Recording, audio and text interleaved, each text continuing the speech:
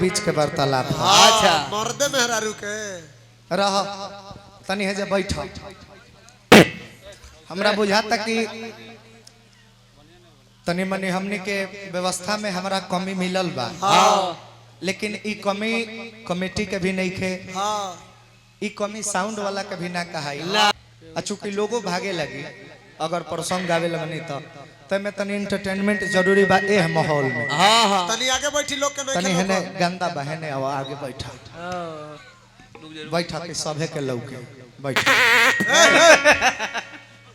City बजी बस वो जो माहौल गड़बड़ बा और हट्टी हो जैसे हटा तो जैसे एसी लोग खाए के पड़ी हेने बैठा था रे मुरई खा के चललू हो का हो काहे भूजा खा लेलू हो हेने आओ हेने पेट उठ तो ठीक बानू बैठा रे सुना अभी हम लड़का नहीं। हाँ गमछी दस हमारा के एगो हाँ 5 मिनट खातिर हमार रोल चेंज होई। हां कैसन रोल में आइबो हमनी के हां दोनों सहेली बने। हाँ दूगो सखी हां काहे सखी वाला सिस्टम बानू आपस में बतिया तारी सन। हाँ एके संग है ए सखी का हो हमनी के लइका रहे सन हां त खेलनी सन कूदनी सन एके संग है सिटी रोक लो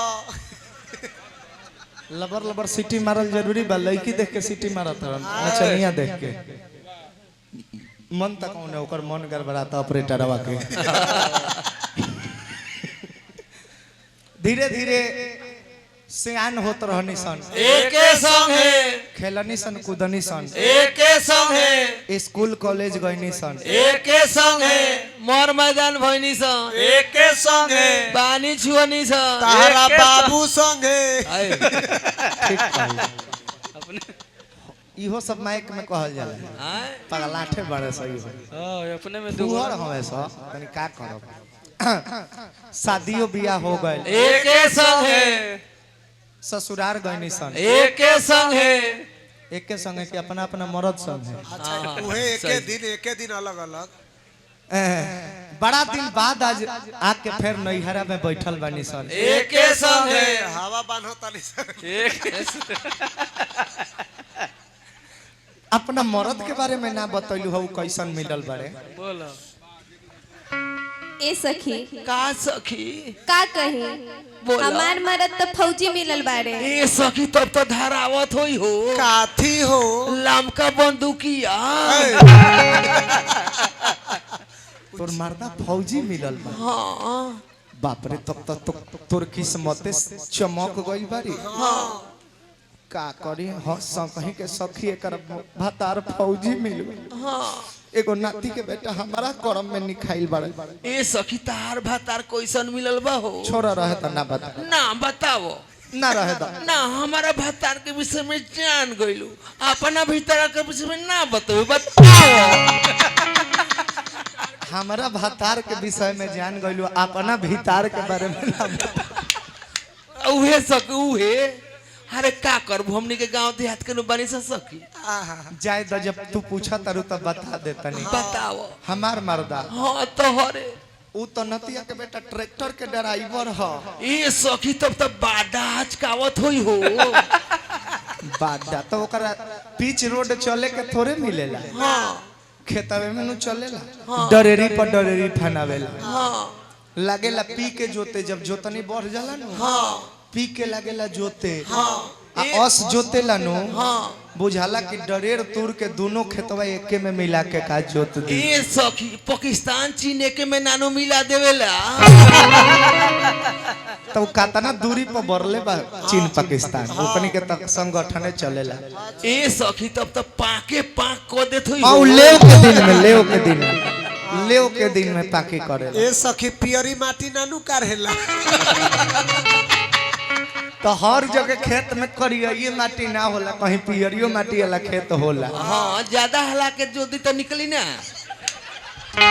अब तो निक मन करबो सकिना अपन डरामा अरतिया कहतिया कि बलमुआ का कहत अरे भइल खाली राउर चाहला काजी आहे दे गलियों पर उठल बझाला काजी इनको के उठा ले आओ आजा आजा आओ आजा कलाकार। हम जानो तनी तू आवे खातिर चाहत हेलो आओ ऊपर से नहीं कुछ चाहत भीतर से चाहत लेवल कम करी ना। आओ हेलो रह दी हेलो बाप रे जौन गिरबाज मार देता रे नु हेंगो हाँ हम देखनी है एगो चीज का ऑपरेटर है हे लइकावा के जब हे जैसे लहंगवा उठा के होने मारे खातिर चलली हनु तो जैसे ही लहंगवा उठौली है तले हे लइकवा बुझाता के धरती में मुड़ी ठेका दी। हाँ देखो ताकि कोसी बराबर से कएगो जिला दहाइल बा कएगो फाटक खुला बा नहीं देखो ता अरे कि भइल खाली राउर चाहला काजी आ गलियों पर उठल बझाला काजी भइल खाली राउर चाहला काजी आ गलियों पर उठल बझाला काजी भइल खाली राउर चाहला काजी गलियों पर उठल बझाला काजी हो गइल भोरवा अब न कोरवा में हो गइल भोरवा अब न कोरवा में चापा बलो दरदिया बा कमरिया पे हरदिया पीस के चापा बलम चापा बलम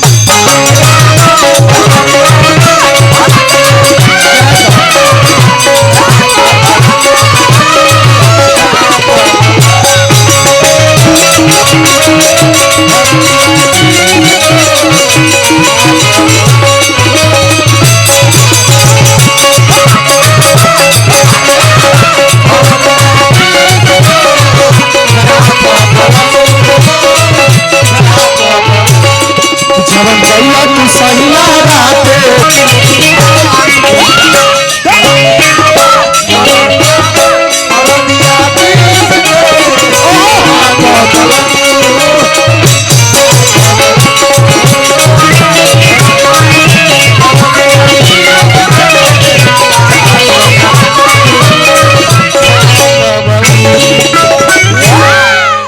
कि हम के अब सताई जान मोहब्बत में फसाई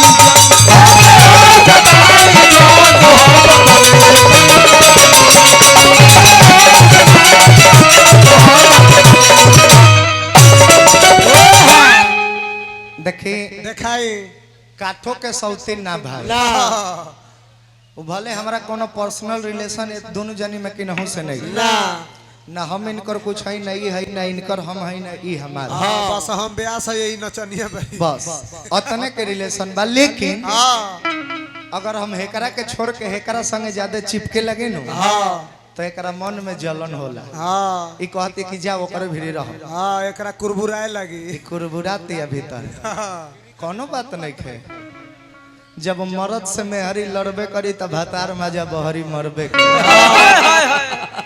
हम के अब सताई जान मोहब्बत में फसाई जान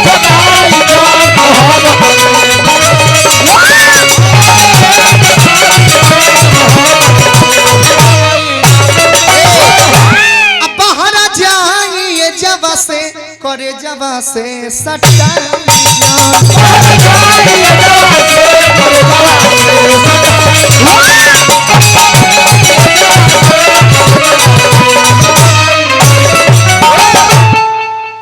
प्रदुमन भाई उठ के नहीं गई ए महाराज इनका रोज लग जाला ये घरी अच्छा रीजन काहे हिनका के उठावे के हमरा काहे पड़ल है? का है ई कहत रहे कि मेहरारू के देखब तो माइयो के देखे के पड़ी हाँ इनका कान में हमरा बुझाता कि रुई कोनो कोच देले बा हाँ। सुने में इनका तनी गलती हो गई है रुई ना हम महाराज कहनी है कि ना कि माइयो के देखल जरूरी बा हाँ क्योंकि वो दुनिया में लाई है लाई है और बीबी को भी देखना जरूरी है क्योंकि वो अपनी दुनिया छोड़ के आपके लिए आई है आई है तो ये कहता है जवाब में कि कहाँ मेहरारू दुनिया छोड़ ले बिया आए अच्छा तो एगो बात बताई, हाँ अपन माई, हाँ अपन भाई, भाई अपन भौजाई, अपन घर परिवार छोड़ के वो एगो रउए खातिर नु आइल बिया जी। हाँ जी राउर गलती कहतनी। हाँ हाँ तो अगर वो दुनिया नइखे छोड़ले हाँ तो इहे सिस्टम काहे नइखे कि कोनो लइके बियाह क के ससुरारिए जाके रहस?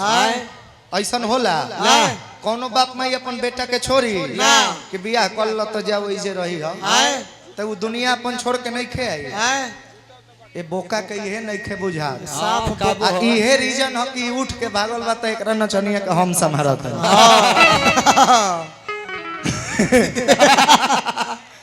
अच्छा ठीक बा बैठा। देखो इहे हम यही जा शिक्षा दे देनी तारा के कि जब केयर ना करबो तो चाहे मेहरारू होके चाहे कुछ हूं दूसरे तो के दूसरे के संभाले आ तू उठ के मन छोड़ के भाग गइल बड़ा। अब हम जौन करे करला देखभाल करनी कि ना इहे तारा के सिखावत तनी ओ घड़ी से तार बुद्धि बिगड़ गइल। देहिया के गरमी थर्मामीटर से, देहिया के गरमी थर्मामीटर से नापो बलम बलम नापो नापो दरदिया बा कमरिया में हरदिया पीस के छापो बलम छापो बलम।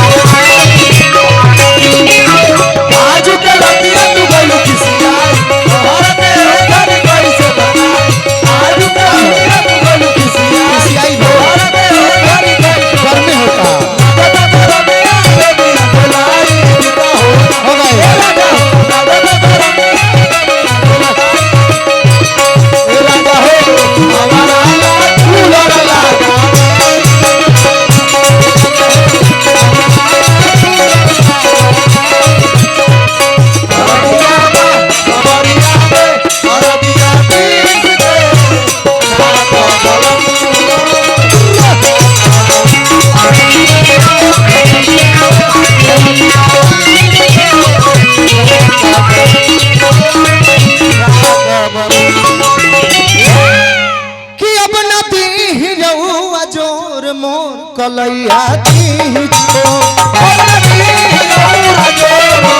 कलैया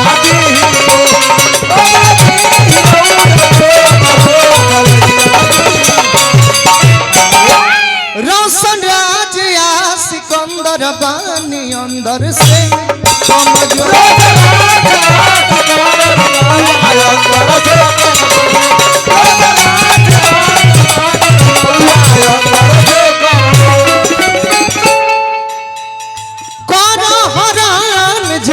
अपनो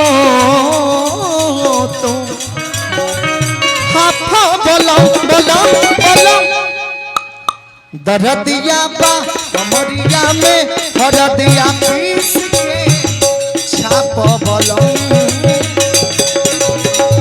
दरदिया बा कमरिया में हरदिया पीस के छाप बोलो ले लो छाप बोलो।